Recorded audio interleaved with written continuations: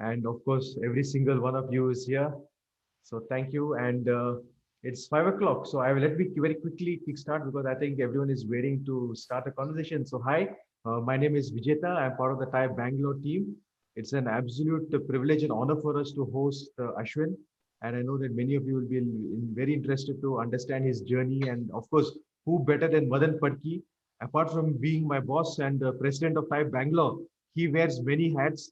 He's someone who does so many things, lots of energy, and you founders must learn from him because he's someone who has so much of passion, integrity, and commitment. So this is going to be fantastic. So 30 seconds more. So this is the EdTech SIG that we have. Please keep an eye out on the Zoom chat because we are partnering with the AWS EdStart as well. They have some phenomenal programs which will really help you education startups, founders to grow. We'll be talking about how we're going to do a lot many things for the ecosystem and community. But now it is time to get Madan into the scene. And of course, he's going to be talking with Ashwin. And over to you, Madan. Thank you so much. Hey, thank you, Vijeta, for those warm welcome and the infectious energy that you bring to the table. Good evening, everybody. And it's a delight to be back with our second EdTech Candid Conversations Fireside Chat series this month. So welcome to the EdTech SIG. And Ashwin, thank you for being with us this evening. Delight and an honor to host you on this talk. Happy to be here, Madan. Wonderful. As Vijeta was mentioning, for those of you who are new to the EdTech SIG, we've had a fantastic launch a couple of weeks ago. Many of you are aware that one of Thai Bangalore's areas of focus has been EdTech. We started with Eduthon way back in 2014. We've been working with startups, nurturing EdTech startups, creating various mentoring programs, events. And this year we decided to formally launch a special interest group supported and collaborated with AWS EdStart. So shout out to the AWS EdStart team for being a part of this journey. And we launched on the 17th of July with a terrific conversation with Baiju Ravindran, the world's most valued EdTech startup. And Baiju's talk was fascinating to hear and take a peek into the mind of an entrepreneur. We had over 500 people registering for the launch. We had both on YouTube and live on Zoom, over 400 people participating in the conversation. And we have over 150 of you who have actually signed up to be a part of the EdTech SIG group. And several of you expressed interest in being members of Thai. Vinay, my colleague, has already put a link out there. Please do click on it and share your interest in being a part of the EdTech SIG. We have a lot more conversations, lot more insights, knowledge series, mentoring programs, cohort-based approaches coming your way. And without further ado, let me jump into this conversation with Ashwin. Ashwin is somebody that I've known now for about 7 or 8 years, or maybe even before. And the fortune of meeting Ashwin and Chait, his partner, several years ago when I was just exiting from Manipal and embarking on my social entrepreneurship journey with Herald High and then subsequently OneBridge. And it's been an absolute delight to have Ashwin and Chait through Eruditus, even as angel investors in OneBridge. So I've gotten to know Ashwin pretty closely over the last several years. And it's, to me, not a surprise that Eruditus and Emeritus under his leadership has gone on to become the second most valued EdTech startup. More importantly, I think the way that Ashwin is applying his entrepreneurial zeal and rigor to building Eruditus is definitely something to learn from and to emulate. And that's what we're going to do over the next 55 minutes or so. We're going to have it as a conversation. Please feel free to type in your questions in the chat box as we go along. and I will curate these questions, pass it on to Ashwin. Maybe I'll request a few of you to unmute yourself and ask the question yourself as well, and we will take it on the fly. Ashwin, this is going to be a fun chat. We're trying to. I will obviously try and be as provocative as I can, and I'm sure you'll be as candid as you can in the answers to these questions. So the idea is that how can we, what are the nuggets of learnings that we can take away from your own journey and experiences, and also get to understand your own perspective of what the future of education looks like from where you stand. And that's what we're going to cover over the next 45 minutes. So welcome, Ashwin. Thanks, Madan. Looking forward to this. Great. So as we'll break this up into a couple of segments, Ashwin, I want to start off with, first of all, your journey as an entrepreneur. And then we will talk about Eruditus and what are the insights that led you to start off with Eruditus, what's the journey been? And then the last segment can be about your perspectives of the future, what kind of opportunities do you see in the space, and so on and so forth. So let's start off with your early your childhood and your schooling or college years. Ashwin, at any point of time, a lot of us grow up. I still remember and the usual stuff, right? When elders come and ask you, what do you want to be when you grow up? For me, my favorite answer was an engine driver. I was fascinated with trades. At any point of time, did you say the word entrepreneur when somebody asked you, what do you want to be when you grow up? I grew up in a South Indian family. So I don't think the word entrepreneur was there in our lexicon. So the path, which my brother, by the way, took, you study hard, you get into, whatever college, go to the US, do a master's, and then you take a good job. In those days, there was this notion of a 9-to-5 job, which my parents thought existed. Maybe they still think it exists, but we all know it doesn't. But entrepreneurship was a far cry.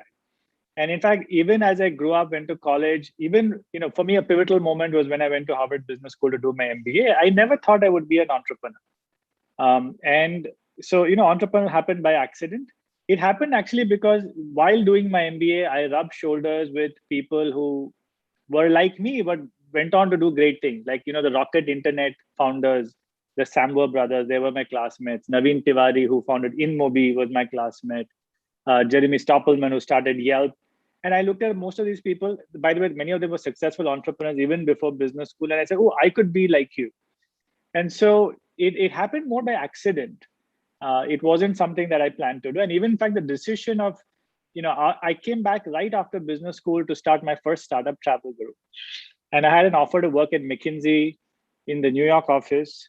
I had student debt, like $150,000 approximately. So I remember having this conversation with my parents, and they were like, you have debt, you have a job. Yeah. Why would you say no to that? Come back to India where you have no job, no funding, you have some idea which may be far-fetched. Why would you do it? And I think that's what defines an entrepreneur. Where I said, no, that's what I want to do. And, the journey started there, and, obviously ups and downs, Madan, but like every entrepreneur is. But I had that thing that, hey, I want to try something of my own. Worst case, what happens? I'll go back, find a job. It's not going to be so difficult. So it definitely wasn't in the family, but more through friends at business school, networks, and then role models. I mean, that definitely helps. Yeah. I think what we're also realizing, Ashwin, is how powerful this role modeling thing is, right? I mean, especially when we talk about making entrepreneurship aspirational, a lot of us need to understand relatable role models. And what you're saying is that, but it must have been apart from student debt and coming back to India from the US, where, in those days, staying on in the US and working with McKinsey would have been the dream job of several folks. There's also another question that I get asked by a lot of young entrepreneurs saying, is it worthwhile to rack up a few years of experience and then get started? And you had an opportunity to work with the best consulting firm in the world and get to understand the world of business much better. Did that thought ever cross your mind that, hey, I'm jumping into starting off immediately versus should I get a few years of experience and get started? Yeah, yes, of course, the thought crosses your mind and you do all your analysis. But the point is that, the call for entrepreneurship happens at a certain moment of time. There was an idea to do online travel in 2005, which was the right time. It would not have waited for me 3 years later, 5 years later. And so ultimately, Madan, the other point is there are many paths to entrepreneurship, right? Somebody may drop out of college and do it. I could never do that. Somebody may do it right after college or business school. Yeah, maybe I could do that. Somebody may work 10 years and then become an entrepreneur. All of them can be successful. Correct. So there is no one path. I think you have to find your own path. Anybody who says, hey, tell me what I should do, that's the wrong question. You got to figure it out. But one thing I would say, an entrepreneur is the person who saw an opportunity and decided to go all in and find the solution to a problem or explore that opportunity. If you keep hedging your bets and saying, I'll have a full-time job, I'll do this part-time and all of that, then maybe you are not an entrepreneur. By the way, I want to clarify, entrepreneurship is not about risk-taking. Most people say, oh, you must be a risky guy. If you meet me, my family, and they'll tell you probably that I'm very conservative when it comes to risk, personally. So entrepreneurship is not this fangled idea about, oh, I'm going to take large swings and it's a very risky thing and it's a hit or miss. No, actually, all that we do as an entrepreneur is we take risk off the table. There's a huge opportunity. There are many unknowns. We start removing unknowns as we build the business and scale it. And that's why the business scales and all of that happens. But it is that pursuit of an opportunity when nobody else sees it. When I remember in 2015, 16, we were trying to raise our first round, 20 venture capital guys said no. They didn't see it. We continued. They probably see it now. But that's entrepreneurship. But the other way to think about it is when somebody shuts a door, right? As an entrepreneur, you don't see the door has shut. You think it's like, okay, it's half open. Or, I like to say it in a different way. When somebody says no, I hear it as a delayed yes. So these are the attributes of an entrepreneur, right? And you need to have that not just when you start the business, but all along when you build the business. Every step of the way, a door will shut. Some problem will happen. Some, shit will hit the roof, literally, right? But if you have that attitude, you will overcome and build something that is successful. Beautifully said. I think, you touched upon two very critical points, which has been borne out through a lot of research as well by, this famous entrepreneur and researcher in the world called Saras Saraswati. She's a Prophet Darden. And Saras has these 5 principles of how entrepreneurs behave entrepreneurially. The first 2 principles you touched upon, she says the first is a bias for action, that you start, it's called the bird in hand principle. You start with what you have. You don't wait for the universe to align and then say, oh, I got everything ready, now I'll go. That doesn't work. And the other thing you talked about is the affordable loss principle, that what is the worst thing that can happen, right? I'll spend a couple of years, I'll probably miss 2 years of earning, but hey, I can always go back and get a job or get back into the groove, right? And I think those are critical points because in several journeys, as you said, the idea and the opportunity doesn't wait for anybody. It's, of course, you got to time it right, you got to do the right things, but you got to grab that moment with both hands and then say, let me make the most out of it. Otherwise, it's funny that several conversations in pubs with friends saying, oh, this is such a stupid idea. I thought about it 10 years ago and look at this guy, he's built $1 billion business. I'll say that's the difference, right? You just thought about it, you didn't act on it. Versus somebody else went and acted on it. Yeah, there's this thing that I get asked a lot, like this fear of failure. Somehow in Indian society mindset, which is, by the way, changing, there is this massive fear of pressure, I would say, of failure. Like, oh, what will I tell my family if I fail?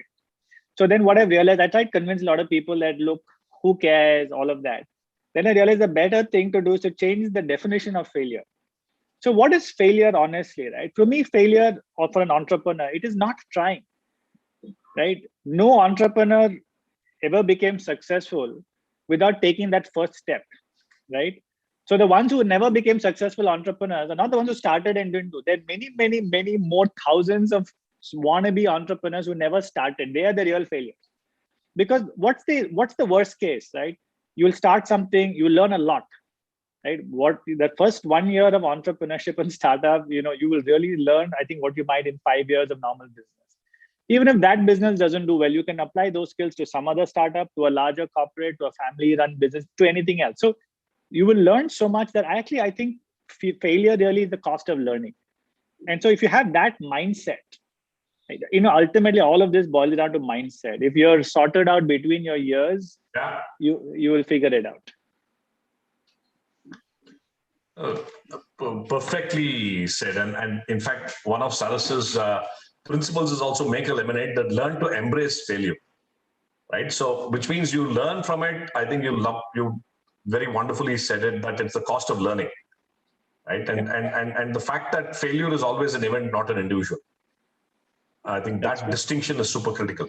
So, on Travelguru itself, what was the journey like? So now, in hindsight, on a scale of 1 to 10, how would you rate your success at Travelguru? Of course, I'm sure you can't compare it against the Eruditus journey, because you're far ahead of the curve, and there's a lot of experiences background in the back end.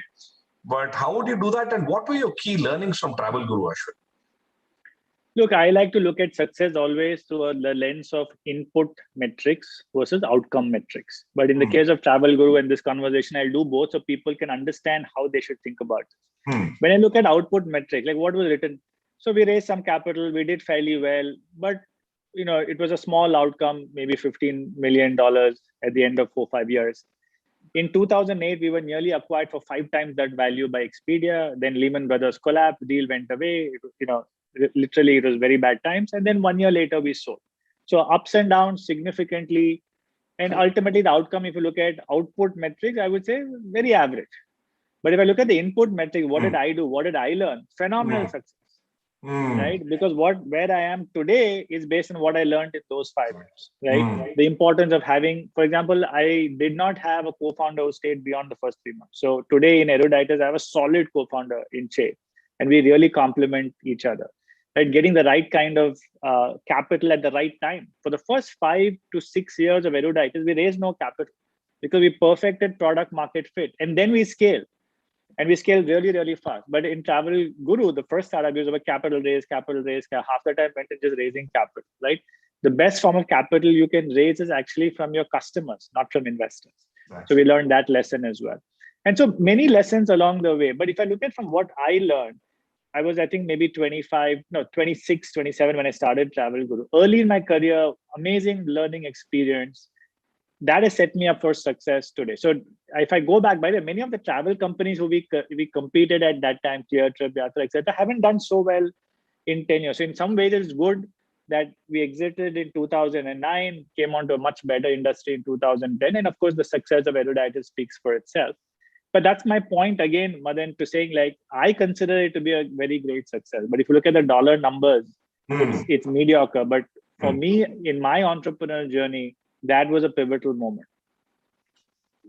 So I think that's a terrific framework to think about, right? What did you learn out of that enabled you on that journey? So basically, you're saying the other way that you're saying this is, listen, these are all milestones. Entrepreneurship is a journey, and everything you do crosses a particular milestone in your own journey. It does not matter, what the world outside looks at those milestones as, right? Because I think that's a very important message. The truth is, what does the world look at for milestones? Today, you pick up a newspaper, turn the pages. It may be on your Kindle or on your iPad, but it's a $1 billion, million valuation. Yeah. But valuation is an outcome. Right. So yeah, it can be many things. And by the way, it can depend upon the moods of the market. Till about a month back, the top 7 EdTech companies in China were valued at 140 billion. Exactly. Then today that 140 billion has become less than 10 billion. Now, those same entrepreneurs who were hailed as amazing entrepreneurs, are they now suddenly losers in 1 month, actually in 1 week? So if you measure success by output metrics, it's a flawed metric. Of course, for the media, for many of us, that's what we see. So that's what we believe. But as an entrepreneur, you can look inside and measure through input. Hey, did I do the right thing? Did I assemble the right team? Was it A+? Did I get the money from the right investors? Did I go after the right deals? Did I have the right unit economics? And you know that So if you judge yourself based on that, it's a different way of looking at your journey. And one more point I'll say is, nearly every startup has made a pivot. Very few startups said, hey, this is the idea I'm going after, and that idea ended up becoming very big. So inherent in entrepreneurship is the fact. Now, I don't count that to be a failure. We call it a pivot. Yeah. But if you take the traditional sense of it, that's a failure. But it's not. It's a pivot. And so the really successful entrepreneurs are those who are able to sense that and make that pivot quickly. Right. And we made that same pivot. Madan, you made the same pivot. And that's why actually, there's a Stanford professor who said that second-time entrepreneurs are 10 times more likely to be successful than first-time entrepreneurs, because they've seen those pivots, they made those mistakes, they've learned, and they can do this right. Exactly. So let's shift gears and get to the Eruditus journey. I mean, from travel to education. How did that shift happen, Ashwin? Was that, and before you started out with Eruditus, what was the process like? Did you kind of evaluate various opportunities, kind of do your analysis, narrow down on this domain and say, I want to do stuff in education? How did that happen to get into the EdTech space? Yeah, so I sold Travelguru to Travelocity. I had 1 year to figure out what to do next. And I said, look, if I'm committing 10 years of my life, I want to do it in something where even if the outcome is big or small, irrespective of that, I would have felt very happy and fulfilled about those 10 years being spent. And from that perspective, I think education and healthcare were two sectors that were appealing to me, because the ability to touch people's life was very important. And then ultimately, education had a better, what I call, founder product fit. Like there's certain businesses that if you have a certain value system, like I'm a beneficiary of high quality education that changed my life, right? Whether I went to a Krishnamurti Foundation school in Chennai, that was amazing the way they just taught with such an open attitude of exploration, or my MBA, etc., changed my life. So I had a greater pull towards education than say healthcare. So there was a very solid product as well as founder fit. Many times, many founders want to start a company just to make money. That's actually the best way to lose money and waste your time. Like, try and find something you're passionate about, try and solve a real problem. So education resonated, but I knew that I can touch lives, right? And then I met my co-founder Chaitanya, who comes from Execute. And so that combination suddenly just took off. And this is the point, Madan. If you put your mind, heart and soul to do a certain thing, the whole universe will conspire to make it work. But you have to think about it day in and day out. It's a 24/7 process. So I started talking to people. Hey, do you know people in education or healthcare, blah, blah, blah. And suddenly here pops out a guy who's actually worked in INSEAD, in Execute, and that became our first partner school, and we started. And so education came in that way for us. But really, for me, I have no background in education. Yeah. But I saw the view that, look, if we have to, like in India, we have a huge demographic dividend if we educate them. Otherwise, it's going to be a demographic curse. So I thought, hey, this is an interesting problem. How can we scale education? The problem with education is you had very small 30, 40 people in a classroom, and they were being taught, but how many people could get into an IIT or an IIM where that's the intake? Or you had the large, massive guys, but the quality was so bad. So the question or the problem statement was, how do you scale the really good guys and make them reach millions of people? And that's kind of how the journey started. And how long did you take to kind of get the venture on the ground? Look, we made some mistakes. We ran an experiment. We thought we'll get an INSEAD professor, an IIM professor, teach at a very low price. Nobody turned up. Then we realized that we need a brand. So we wrote to schools. This is back in 2010. EdTech was not a very popular word. And none of the schools wanted to work with some small company sitting in India. But luckily, like I said, my co-founder had worked in INSEAD, so they gave us a chance. And so we had one school in 2010. And then 2011, we added one more school, Wharton. In 2012, it became MIT. So for the first, till 2016, bootstrapped, no external capital, one school at a time. I was the marketing and telesales person. My co-founder Chait was also doing telesales. Our wives were in the business. We had an early bunch of few people, 4 or 5 people who were literally like family to us. And many of them are still there. And we just value that relationship. It's a very small business. And then in 2015, we said, look, why not go online? And the moment that shift happened, And of course, it was not an easy decision. We had to think about it, and there were many elements to it. Then the world opened up, because then an MIT is an MIT in China, in Brazil, in India, in Europe, everywhere. And so sitting out of India, you can market and call students across the world. And we became a global business such that, Madan, today, 90% of our students are outside of India. Wow. Right? Wow. Anyway, No, sorry. I think this, see, a lot of us from the outside don't realize how long it takes to be something. I mean, saying to make a mark. I mean, forget the valuation and all that, right? So the 5 years, I still remember meeting you in one of those INSEAD classrooms, I think in Mumbai, right? Which was a very offline business for you. You used to get students into a classroom, get a few teachers, manage the schedules and run the programs. Madan, at least you were very decent when we had this conversation. I don't know if you know K. Ganesh well. So he met me once out of the same INSEAD classroom. He said, Ashwin, you're wasting your time. Just raise $100 million and scale. Right? And he had a point, because around 2015, 16, there were so many unicorns being built and people were scaling. But for us, we wanted to first develop deep partnerships and relationship with the school. Yeah. We wanted to prove that, hey, if we take this curriculum and teach it online, we have learning outcomes. Yeah, that's what I'm saying. You must feel passionately about solving a problem. Exactly. And when you solve that problem, scaling becomes easy. Now, supposing we had tried to scale this, let's say we tried to launch online itself in 2012. I think we would have burned so much more money and lost our way perhaps. There could have been mistakes. So I'm not, when I look back, I think we did the right thing about being patient. And but in 2015, we had to go online, we had to raise capital. And that's why we raised capital in our first round around 2015, 2016, and then we've scaled. And then we've scaled like crazy. So my counter is, just because I am an entrepreneur who didn't raise capital for 5 years, don't mistake that to be that we are not supremely ambitious to go and do great things. Yeah. That was the right thing for the business. Yeah. And that was the right. Now, if I was in a different business, let's say mobile payment, then I have to raise capital from day one. I would do that. That's the skill set I have. So it's about what's right for the business. So the preparation phase is super important. Now, I'm sure there has to be, like the conversation that you said, why are you wasting your time? There must have been a lot of moments of self-doubt, right, Ashwin? I'm saying 5 years is a long time for you to say, to add one school after another, to see the business not like scale exponentially, but yeah, you're growing at 1x, 2x, whatever, right? So how did you guys get through that phase? I'm sure, you would have had several doubts. Or naysayers who will say, I don't think this model is going to work. I don't think you guys know what you're doing. Everybody else is raising money, blah, blah, blah. Yeah. Every single VC we spoke to said exactly that. But like I said, as an entrepreneur, when a door shuts at you, you always say, okay, boss, one day you'll regret saying no, right? In your mind, you're thinking that. But look, we had very happy students. We had the students who took our courses loved it. Our university partners loved it. So we knew we were onto something.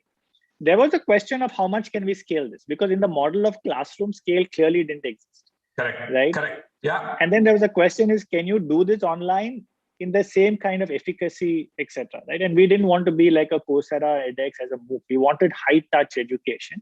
So there was a question. And like I said, so every entrepreneur thinks about, hey, how do I solve this question? So we started off with 2-3 online courses, then we scaled it, blah, blah, blah, blah, blah. So there are always, anybody who tells you there's no moment of self-doubt is kidding. Yes, of course. Every time, every day, even today, sometimes I wonder, what should I be worried about? If somebody is doing something, should I be paying attention to that model? So, like I think Steve Jobs said, only the paranoid survive.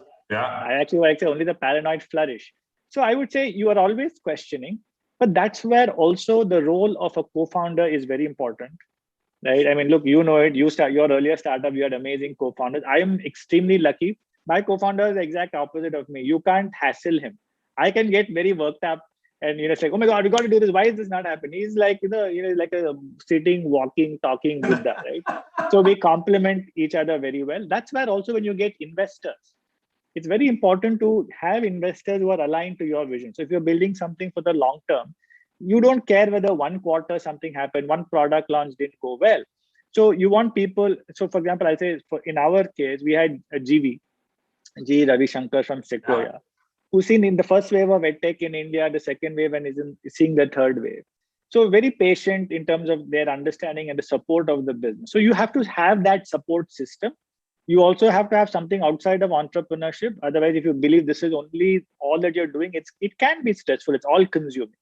So you need to have a balance, whether that's sports, whether that's meditation, whether that's just other hobbies that you have. But at the end of the day, I think just having people to talk to who can give you perspective is very, very important for an entrepreneur. I have a question from one of our participants, Smita Pisupati of Tinkerware. And she asked, how do you find a co-founder in this post-pandemic world, and what points did you look for in the co-founder? I thought when you spoke about Chait and the co-founding team, I just wanted to spend a few minutes on that. I mean, majority of startups that I have seen, a lot of problems in the startups and the failures happen because the founding team just implodes internally and they don't see eye to eye, and there's a lot of fracas that goes on and the team just disbands, right? So was it love at first sight? Did you take a lot of time figuring out? Did you evaluate multiple people? How did that whole thing happen? I've had both experiences. So in Travelguru, we had these co-founder issues. One co-founder sued the other, all of that. I got shoot. Okay. So in fact, anybody who's thinking about starting up, there's a book by a Harvard Business School professor, Noam Wasserman, called Founder Dilemmas. Okay. Anybody who's about to start up, I suggest you read this book. So one of the things he says is you must have a founder's agreement signed. Because more than the piece of paper you sign, you will discuss, hey, what is the equity? Why does the equity have to be half? What is your role? What if I leave? What happens to my equity? So anyway, but again, I said, look, if you put your mind and you go towards a certain goal, the universe will conspire to make certain things happen. My head of marketing in Travelguru was an INSEAD alumnus, Hari Krishnan, who then became the LinkedIn India and APAC head. He knew my co-founder, Chaitanya. And Chaitanya was trying to do something in education. I was also talking to Hari about education and healthcare. So he connected us and said, hey, make this happen. And so we spoke. Look, initially, we don't know each other, so there's no love at first sight and stuff. But we started working together, and we did this experiment of a small short course with an IM professor, an INSEAD professor, etc. One of the things that really, I think, resonated is we had complementary skills. Right. I'm thinking about, so I come from a internet business, scale, raise capital, all of that. He comes from education, hardcore education of designing programs and little more risk averse, conservative, unflappable, etc. And we really enjoyed, working together. We had very core common value system was good. And then it worked out. But look, I don't think anybody can say in the first 6 months whether it's going to work out with a co-founder or not. These things again have their ups and downs. We were willing to have open conversation. We spoke about what happens if one of us leaves, what happens if the business doesn't do well, etc., etc. So we had candid conversation. And honestly, I look back, one of our reasons for success is that as the co-founders, we've got along very, very well, right? You don't want to be fighting about these things. You want to be conquering market share and growing. Exactly. Yeah. So if you were to, again, 2016 to now, Ashwin, when you really started putting on the technology and the scale hat, what have been the most defining moments for Eruditus in the last 5 years, right? What in hindsight, what are the things that you say, hey, this is what we got right? Before I move that, I didn't want to lose one point that you made, which is very powerful, that you spent the first 5 years thinking about learning outcomes and you had happy students, right? A lot of people ask me, hey, one of my favorite definitions of EdTech or education has been education is nothing but an inspired learner, a motivated teacher, and a tree. And the tree is a metaphor for all the technology that we can bring. A lot of us in the EdTech space sometimes lose sight of inspiring the learner or motivating the teacher. And that's where the outcomes happen. Right? So, and then you design the tree to facilitate that better. In a way, that's what you're saying, right? We learned what does it take to truly deliver good learning outcomes, and how do you keep the process going on, and then you build technology around that. So I just wanted to kind of flag that and say that's a super important point that you made. Yes. In fact, super important point. And Madan, super important point that I think you made but I'll happy to take credit for it. But you nailed it. Look, you're in the same space, and we have the same ethos on how to approach learning, etc. But that's it. Yeah, you go if you can. And look, I think extrapolating in any business, if you can solve the customer pain point, and that becomes your focus initially, that gives you product market fit, then you can scale. Yeah. Don't scale before you have that answer is something. It's very tempting to look nowadays, especially a lot of money is around. Yeah. So, you go out to raise 100 million, the VCs will say, okay, take 200 or 10 million, some will take 20, right? And then with 20, you have to scale. So those issues, but coming back to the pivotal moments in travel, in Eruditus, look, the first one is going online. Back in 2015, there was nobody who was thinking about going online. And maybe there was Coursera, etc. But out of India, there was really not anybody. And tying up with an MIT, a Harvard, Cambridge, and all of that was very difficult. So I think that was important. Second is our bet on international. Today, we have 250 people in Mexico City, about 50 people in China. 90% of our students are outside of India, right? And that happened, and again, but the core team still sits in India. And I'm based in Mumbai. Yeah. Most of our people are still in Bombay, Delhi, Bangalore. And so the ability to dream of taking a business global in 2015 and executing on that, I think was phenomenal. The last one I'll say is, we have this concept of box 1, box 2, box 3. Okay, I don't know if I've spoken about this to you before, but box 1 is, managing today, right? So that's like, hey, this business, how does it grow, 80%, 100% year on year? But that's your core business. That's very important. But I spend a lot of my time thinking about box 3. Like, what is a business or a product or a function that we don't have today? But we have to build today that it'll be successful 3 years or 5 years from now, right? So for example, if I take Latin America or China, today it's still a small part of our business, but 5 years from now, it could be a big part of our business, or offering courses in languages. Or maybe there's a Netflix of an education kind of a model that we should think about, right? But we need to be doing those experiments today to succeed tomorrow. And you can think of this as S-curves. So one of the things that we always do is, look, while we are successful, we never rest on those laurels. We always think about, hey, what's next? What's the next growth engine, right? And box 2, by the way, not to forget box 2 is the forgetting the past. Just because the business was done a certain way does not mean we'll have to do it. So it's like this, what got you here won't get you there. And as an entrepreneur as well, look, the way I managed the company when we were 10 people, right? I mean, basically there was no management. You just meet everybody and it's fun. Then you go to 50. Now we are at 1,500. And by the way, some entrepreneurs are very good in going from 0 to 10 million. Yeah. Some from 10 million to 100. And for me also, I have to say that as we think about going from where we are, which is 300 million run rate to a billion, how do I manage that today in the virtual world, etc.? It's very different, right? So you always have to have this approach of box 1, box 2, box 3. What am I doing today for today? What am I doing today for day after tomorrow? And what do I need to stop doing? Because that is no longer effective for me and for the company. Exactly. Wow, that's very well put. So how do you get to that, Ashwin? So I'll come to another question, which I'm sure a lot of us would love to learn. What does your day look like? See, I'm sure at 1,500 people, whatever, right? I mean, pulls and pressures of various customers, investors. How do you stay the course on keeping your focus on that box 3? Really, because box 2 requires a lot of self-awareness, right? It's so easy to get a high on what is called as the institutional memory and say we were great then, right? So how do you manage this chaos that is all around you and still stay the course? What are your mantras there? Yeah, a lot of it comes from spirituality, which I learned from my parents, mostly my mom. First is, look, what is success? Why take yourself too seriously? So when you have a good sense of your bearing, like say outwardly I'm ambitious, but inwardly when I'm at home, you're playing with your kids, dude, what are you? You're not any CEO. You're just a member in the house. And that's it. So if you have that attitude going in, by the way, anybody shouldn't take themselves too seriously, whether you succeed or whether you fail, and in your own mind. So that's the first thing. The second thing I'll say, look, people believe that as an entrepreneur or anybody, you should work 60 hours, 80 hours. I always tell people, if you're working 60, 80 hours, there's something wrong with you. You don't know how to manage people. 40, 50 hours a week, yeah, that's reasonable.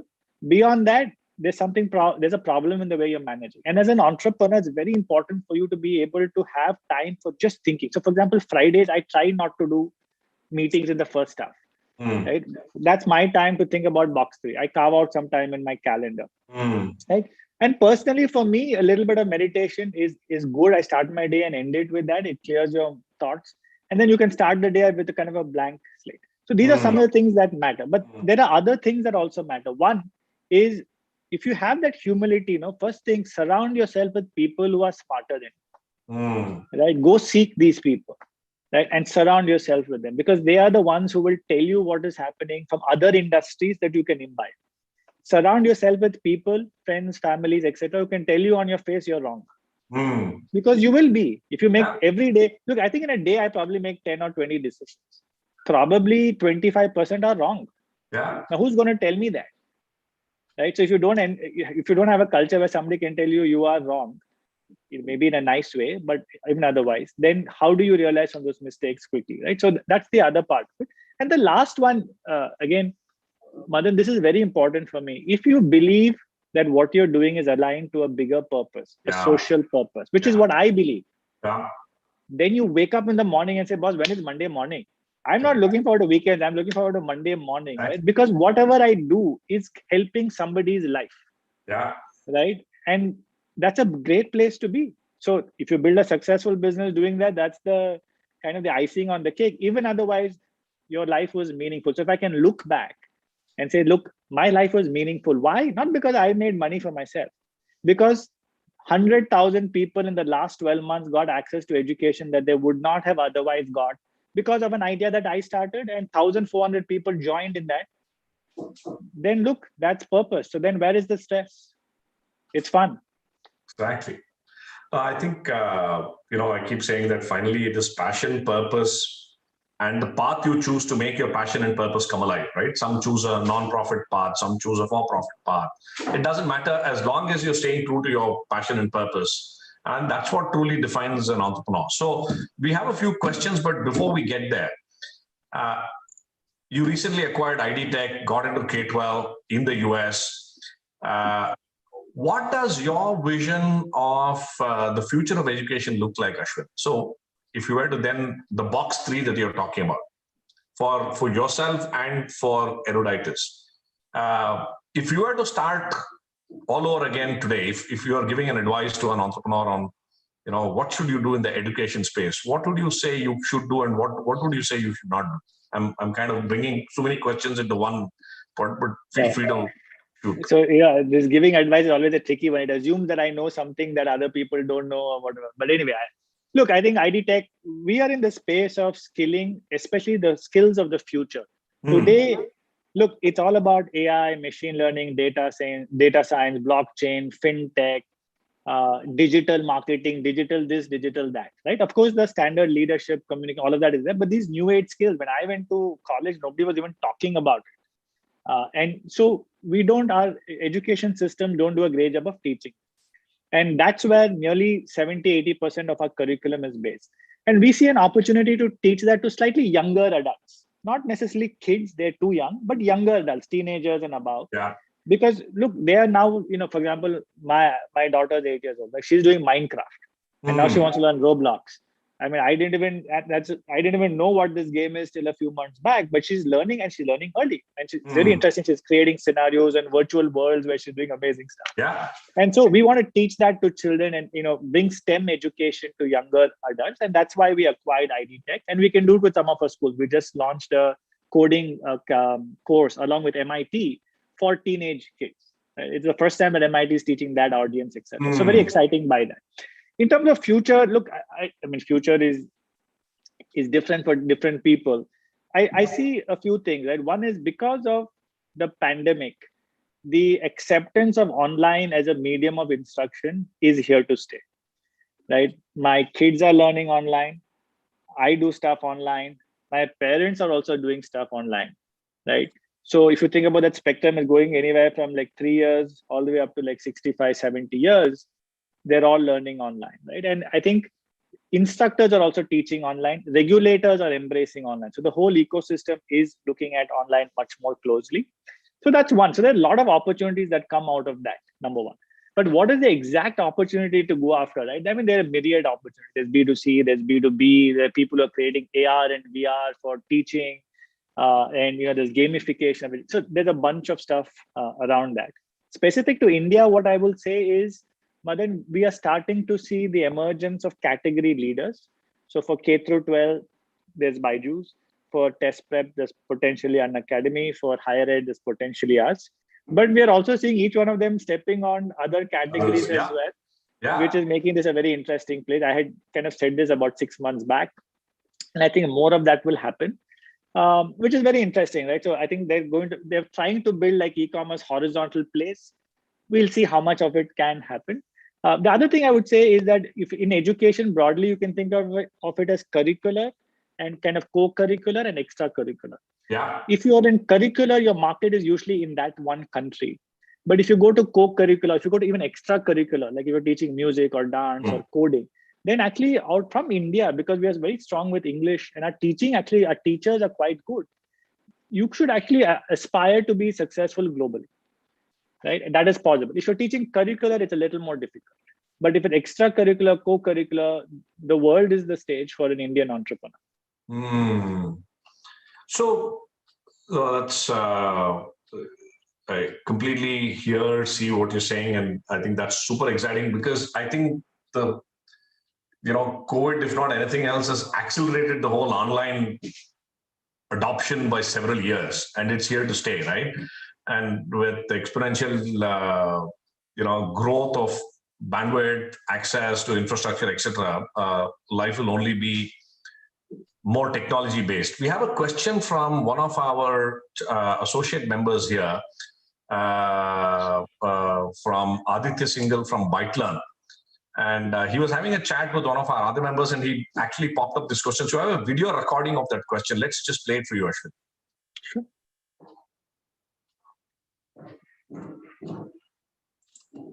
Vinay, we're not able to hear the volume.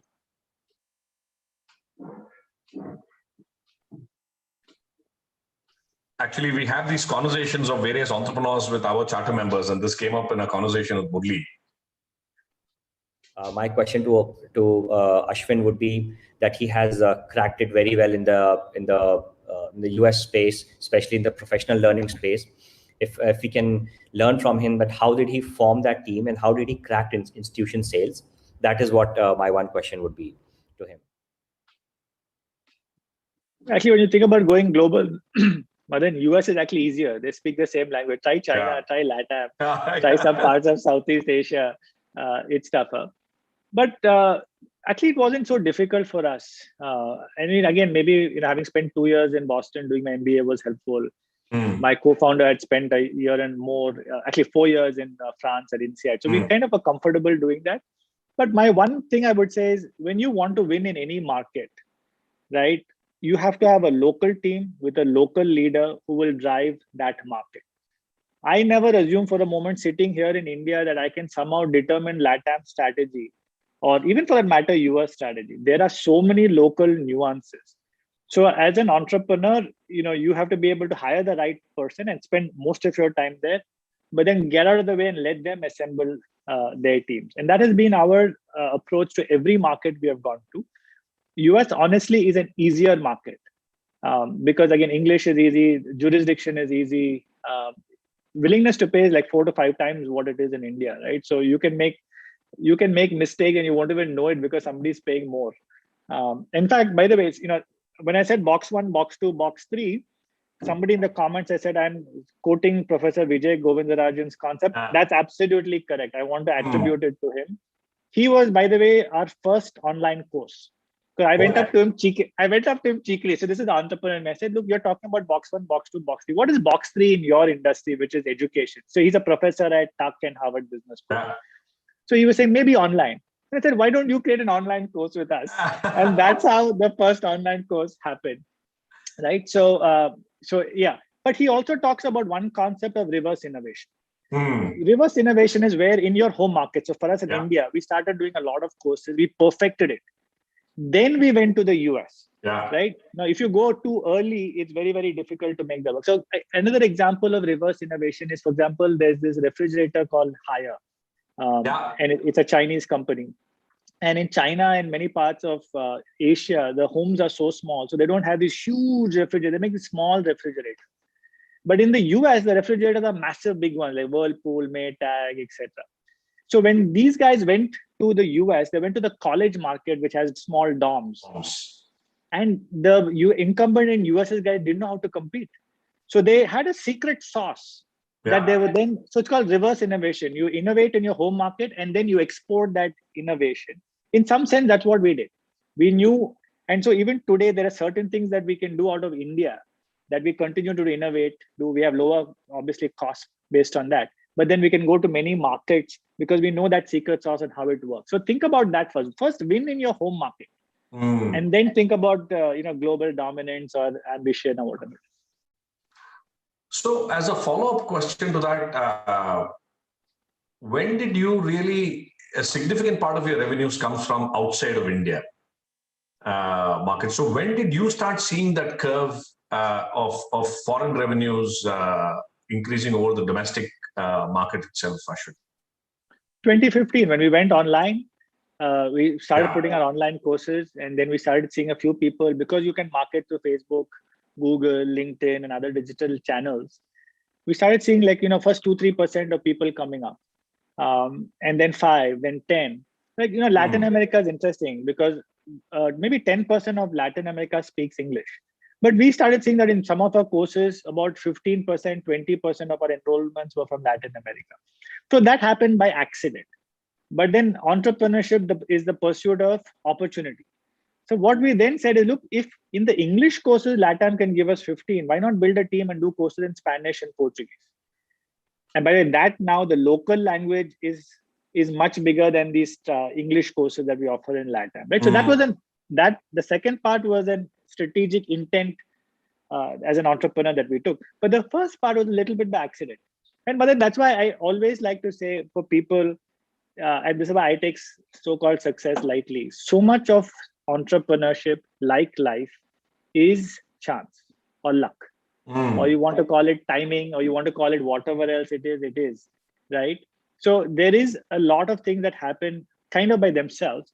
The skill of the entrepreneur is to recognize some of these weak signals or these trends and then amplify, right?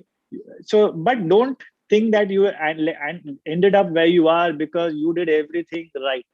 There is so many other things that happen, including the ecosystem, right? That based on which many companies are built and many successes are created.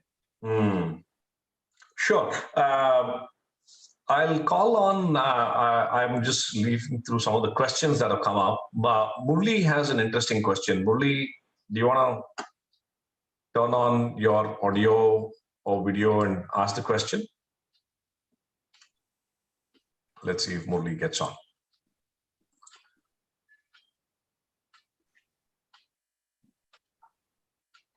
Yeah, while we're waiting for Murli, we also have a question from Dev Karan Malik.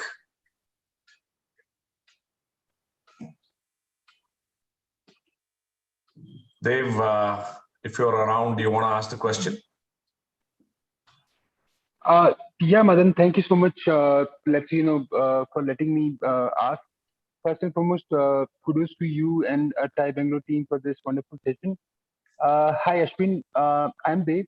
So I take care of India office of the local government of Fairfax County, Virginia, aiming to, let's say, work with leaders across the industry, helping them in the transition to US.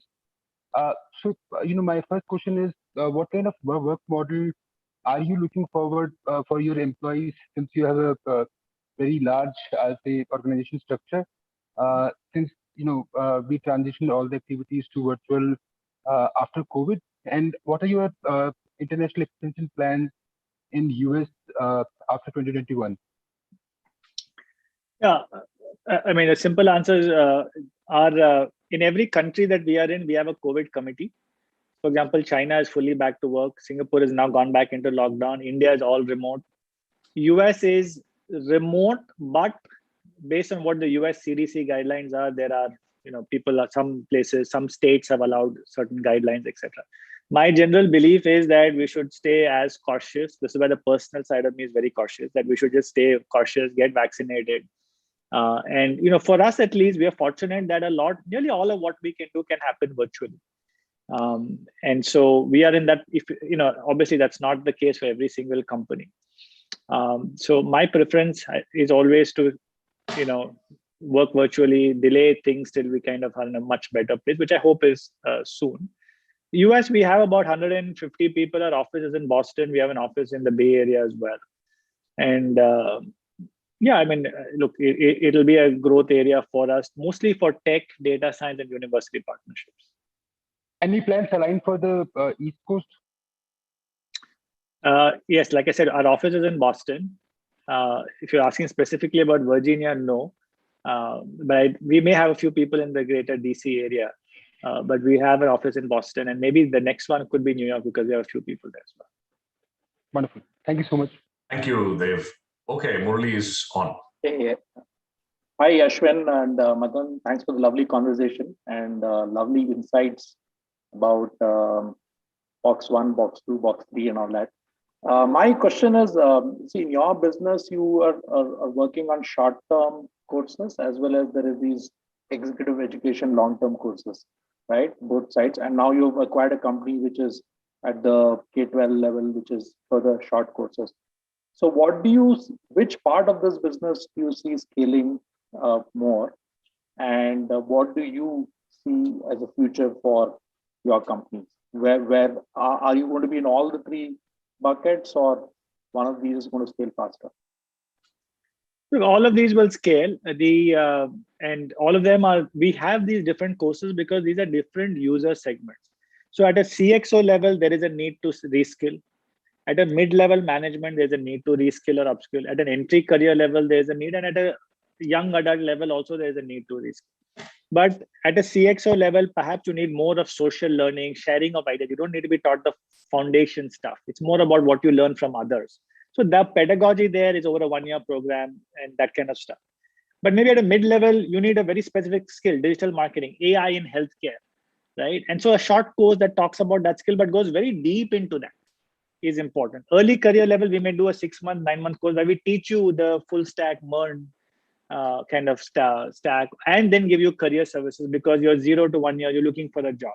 So that we have different courses only because we have different learner needs, right? And broadly, all of these will grow. Obviously, the younger the audience is, there are more people there. So perhaps that will grow faster versus the top of the pyramid, if you think about it. And then, of course, nuances by geography, etc. There are variations. But we see all of this growing very, very fast, right? Look, the overall higher ed market is like 3 trillion. The overall skilling market is 280 billion. These are like very large numbers. Honestly, I don't even relate to these numbers. They're very large. But ask any company in India that wants to hire a computer science person or a data science. Of the number of resumes, if you get 100 resumes, how many are hireable? The simple answer that a company gives you will tell you how large the market opportunity is for reskilling. In fact, NASCOM had done some thing and they said 1 out of 10 engineers that come out of India are actually hireable, right? And so that tells you the market opportunity for upskilling or reskilling in a market like India, and it's true of other markets as well. I have a quick follow-up question, if I may. Yeah, go ahead. Yeah, see, each of these courses, the executive ed is also long duration, and the acquisition cycle must be completely different. And I guess, and the short-term courses, acquisition cycle, and the way you approach the customer acquisition will be different. So, how do you approach? I think my question on the scaling was also from that perspective, because the time to acquire customers and to scale each of them would be very, very different, and the ticket sizes would be vastly different. So where are you placing your bet? Are you driving all 3 engines together, or is that because the kind of resources and the kind of skill sets to pursue each one of them would be very different? I'm not a believer in a person who says, hey, focus on doing one thing well and do it really well. That is true, but I don't see why we can't do 3 things really well. If you have the right person to lead it, they'll focus on that one thing, but I can be doing 3 things. So my answer to your question remains that, look, all of these will grow. And the growth may be slightly different depending upon the market breadth, etc., so on and so forth. But the tactics to grow them are different. Yes, for a 1-year program, you have a 6-month marketing cycle. For a shorter course, maybe a marketing cycle is 30 days. Price points are different, so the media channels will change. The amount of assisted sales, like a program advisor, if you're buying a higher price program, you will have multiple conversations versus a shorter program. So tactics change, but the broad theme, right, which is that, look, there is a massive skill deficit across all levels of the corporate ladder. And companies are spending to do that. Individuals are spending to upskill, right? And therefore, a provider like us, as long as we get the topics right and the teaching right, has a huge opportunity to grow. That thesis is present, right? Within that, nuances can vary. Sure. Thank you. Thank you, Murli. I know we are on the hour. We will take a few more minutes. Ashwin, we have one question that I want to take from Deepika from AWS at Start. It's an interesting question. Deepika, if you can ask the question.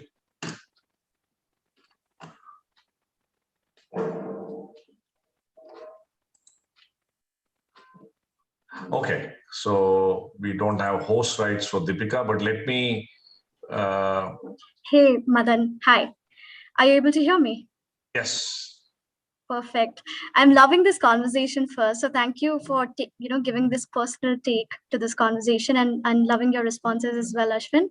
I'm personally trying to take back some learnings for early stage founders who we support through AWS at Start. So my question to you would be, and it's my favorite question to ask founders, you go back to the journey when you started Eruditus, and there are so many decisions that you've taken, but there is one significant decision that you want to go and change in the past. What would that be? In Eruditus? Yes. It's a tough one. in my first startup, Travelguru, there's a many that I would love to change. But let's say in Eruditus, look, I think in maybe, I would say that in 2015-16, we actually tried to enter China with a joint venture. We didn't know China, and we were actually a little too early. But it so happened that the joint venture partner registered our trademark, we registered MIT's trademark, we had to go to court and get all of this changed, etc. It was a massive, massive hassle. And that would be one that I would feel that I wish I didn't do that. The second one, actually, there's one more now that I think about it. So when we went into the US, right, we started using our normal marketing tactics, SMS, call, but SMS also. And we didn't realize that actually there's a law in the US called Telephone Consumer Protection Act that doesn't allow you to do this. And we actually got hit with a lawsuit because of that, which we had to disclose, etc. So I realized that, look, when you go into some of the market, like somebody asked me this question about the US, it's better you get a general counsel in some of these markets, because there you have things like class action and stuff, so again, if you just take it's very easy to say, oh, Indian company went global. There's so many nuances to it. So maybe if I go back and say, look, I wish we never SMS our US customers, maybe these one or two I would love to reverse. Great. Thank you so much. Thank you, Ashwin. I know we have a lot of questions coming in, but I'm cognizant of the time. Yeah, I can take maybe one or two more. Let's take a couple more questions. We'll extend it by a few minutes. Then I have a rapid fire for you to end this conversation with, Ashwin. Going to put you in the hot seat a bit. Let's take, there's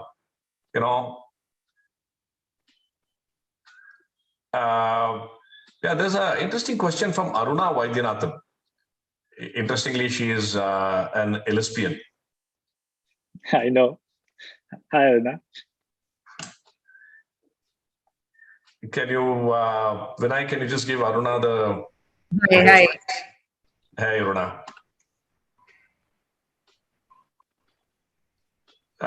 Please go ahead and ask your question. Yeah. Ashwin, hi. I was just curious to know that I don't know if you got a chance to read the questions, but before I'd done Ellipse or the Emeritus course, I would never have imagined I would spend so much money on education like this. But I surprised myself, and I was curious, how much of a norm am I, and or an oddity. Do you know if the people who do actually do your courses have done some kind of an ROI calculation? Have people come back to you saying, I spent whatever 20-25 lakhs on this course, and this is how I benefited? Any research you have? Because I presume that is ensures longevity, right? There will be more and more people who will want to do courses if they hear ROI from others. Absolutely. And Aruna, it's so nice to interact with you again. So these, Madan, these are the students and early believers, early adopters who made Eruditus who we are. Yeah. And Aruna, you didn't have to say your ellipsis, just your name is sufficient. I still remember each one of them. They're special. They're the early batches. To answer your question, we recently, actually, like literally this week, published a consumer impact, a student impact survey. We surveyed a bunch of students, 2,000 of them responded, and asked them, what was the impact of this education that you took? And it's available online on our website, as well as on social media, etc. About 94% of them say that, look, this helped them in their job. Wow. About 25% of them have said, look, their salary increase has more than paid for the ROI of the investment that they made. About 15% of them also have become entrepreneurs. Very interesting. And I think about 2/3 of them have got some kind of a promotion, whether within the company or outside. So we see that there are, especially for these longer term programs, 1-year programs, kind of the price point that I know you're referring to an ellipsis, career outcomes as well, promotions, or in some cases, entrepreneurship definitely are measurable outcomes 1 year after the program. In the shorter courses, right, it's a little more difficult to measure, because if you're doing a 2-month digital marketing course, you can't say I've changed my job because of that. So we measure more learning outcomes and that kind of stuff. And again, there the metrics are very, very high. The way we also look at this is what percentage of the students come back and take a course, right? And right now, about 25% of our students within a 2-year period come back and take 1 more course. And we would love for that to be higher. And as we increase our course portfolio, I think it will be higher. Thank you, Aruna. We'll take one. Take a look at the research. Thank you. No, that's fascinating, Ashwin. I saw it, I think, somewhere on your LinkedIn page. But I think that's it reinforces the point that, listen, it is making a difference. Of course, the learner has to come motivated. But if you do, then these kind of programs really make an impact. I myself was amazed. I think I still remember having a chat with Meritech was an INSEAD case study, right? So I used to go there, and I think I remember meeting Chait then, and I was wondering, hey, why would people pay that amount of money for an off-campus program, right? So when it got started, I had my own doubt, but seeing the effectiveness, and a lot of my friends have gone through the program, they swear by it. And Madan, to you and Anna, if Eruditus didn't exist, most likely that program wouldn't exist, whether that's the INSEAD one or the others we do. Yeah. And even if it did exist, it'd probably be 2 to 3 times the price. We actually work very hard with the universities. Because if you take their on-campus programs, they're actually far more expensive. Correct. And we know that, especially in emerging markets, we have to, even by India's standards, of course, it's still 20 lakhs is a lot of money. But the version of that on the INSEAD campus is probably 3 times that price. So we still do a lot of work to reduce the price and yet maintain that quality, because that program gives alumni status of INSEAD. So there's a certain quality. Yeah. That's kind of where we spend the early years trying to figure out what's the right mix between getting the price right and getting the outcomes right and so on. Yeah. Okay, let's take one last question from Shyam Pandule. Shyam, you want to? Shyam is a true entrepreneur, because he messaged saying, "Take my question." Yes, right? absolutely. So when he asked the question, I suppose the first time, I'm not looking at the chat, and you didn't pick it up. He didn't see the door shut. He said it's half open. Let me try to open it again. Exactly. That's true entrepreneurship. Exactly. And that's what made me pick that question. Exactly. Shyam, are you able to unmute and talk? Okay, so while we wait for Shyam, Ashwin, you've seen that question. So do you want to address that question, that he wants to build a hybrid solution for poor academic performance in state board schools through a activity-based classroom and digital learning in home B2B space? Yeah, look, there's nothing wrong with the hybrid solution that Shyam is talking about. The question my initial reaction is, who will pay for this? If it's going to be the schools themselves, it's a very long collection cycle to collect money from schools in India, or by the way, in other parts of the world. If it is the student or the parents, that is interesting. This is broadly put into a category of education called remedial learning. And it is an interesting space. You'll have to just figure out how big is this, and then who is the customer and who are you selling to. And a related question, Ashwin, do you have plans for K-12 in India? We acquired a company called EdTech, Madan. So in a month's time or so, you will see it in India. Wonderful. We will bring an MIT coding course, like I said. We'll teach Roblox, Minecraft, etc. But we're not going to teach it. There are a bunch of players who are just teaching the kind of the vanilla coding using Scratch and going after 8-year-olds. Our belief is it has to be made slightly older kids, maybe 12 years, 15 years, but bring in content. Like, for example, we are teaching entrepreneurship. EdTech is teaching entrepreneurship using the Shark Tank guy, Damon John. Oh, wow. Right? Okay. So what were his lessons in starting Fubu and becoming an entrepreneur? So we would love to do some of that role modeling based teaching. For especially a lot of education, and you know this, is instructional design. But a lot of it is motivational, inspirational. Exactly. Right? Look, like I go back, and maybe a nice way to end is to say that, you know, in my MBA at Harvard Business School, I had a professor called Bill Solomon.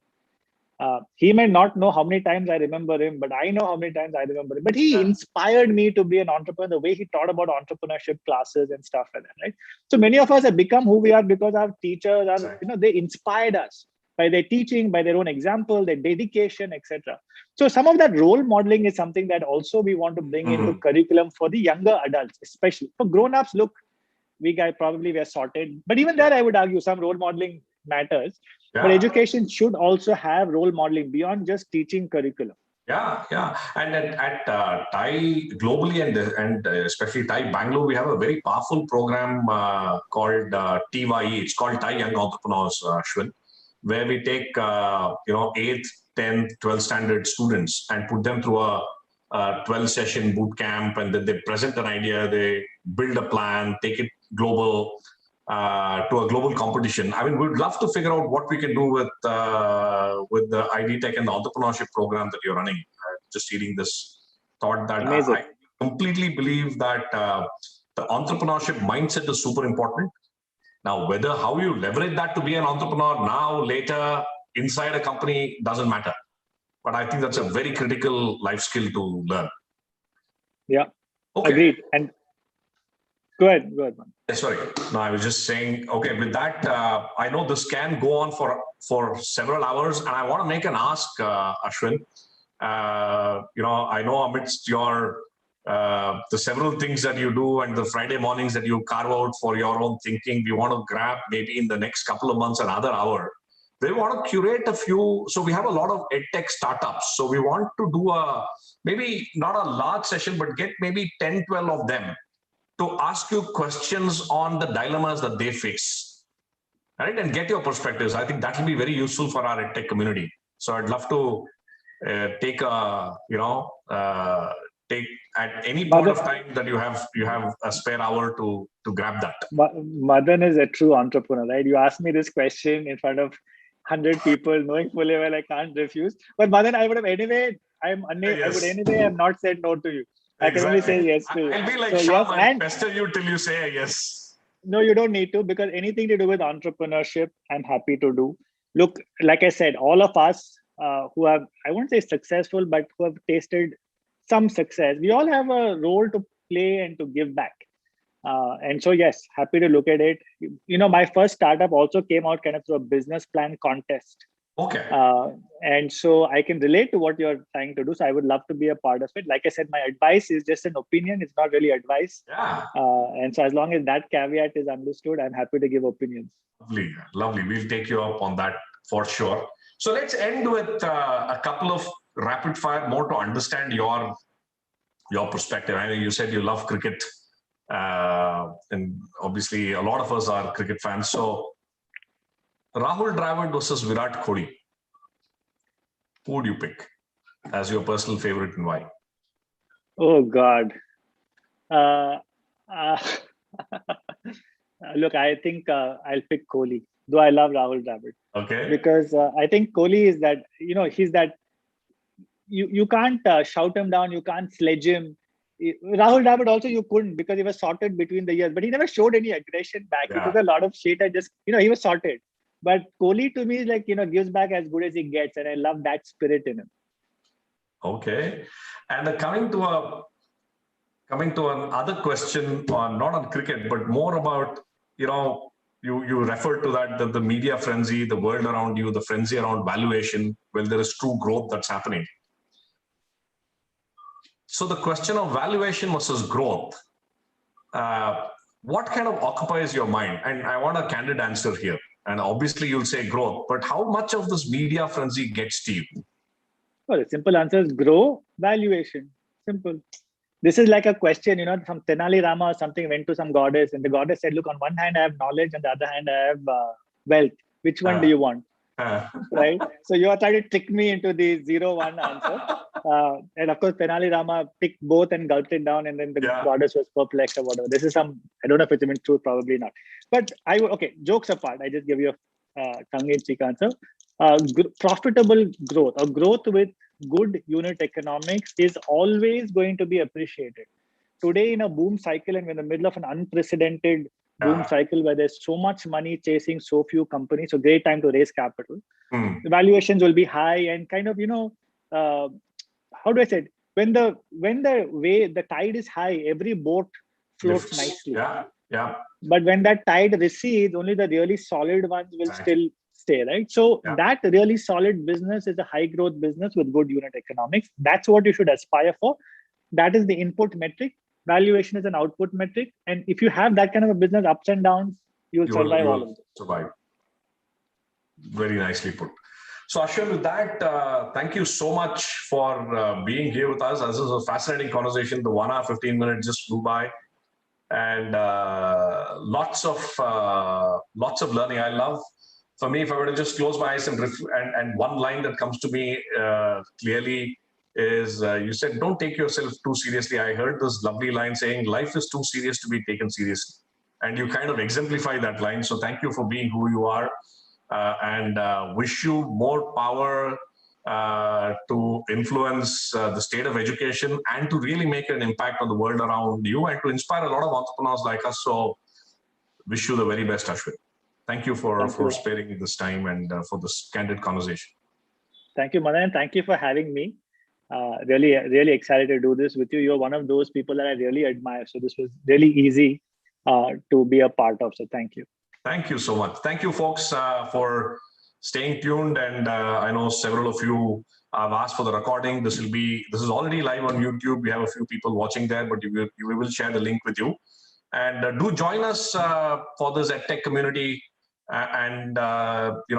There'll be a lot more insightful conversations, discussions that we want to bring. We really want every EdTech entrepreneur out there to succeed so that you can make a difference to the world around you. So have a great evening, great weekend. Wish you the very best. Vijeta, over to you for any closing comments. Thank you so much, both Madan and Ashwin. I think we're getting a lot of sound bites saying that they've enjoyed the conversation. And Ashwin, you have been a true humble spirit. That's what all the comments are saying, that despite all the success and growth that you will continue seeing, your insights, the way that you have articulated, and your sense of humor as well is very, very nice. So we really appreciate this. Thank you. And of course, Madan, you bring out the best in people. So that's something that's awesome. We do owe to the audience, as Madan said, to all the entrepreneurs and startups. We definitely at TIE, it's about fostering entrepreneurship, giving them ability to interact. And we want to use this special interest group, Ashwin, to make them also grow and really do well. So we will count on your help, your support. And thank you, Madan. Thank you, Ashwin. And thank you, every single one of you folks who have joined us, stayed with us through this 1+ hour. And let's stay connected to do more and more interesting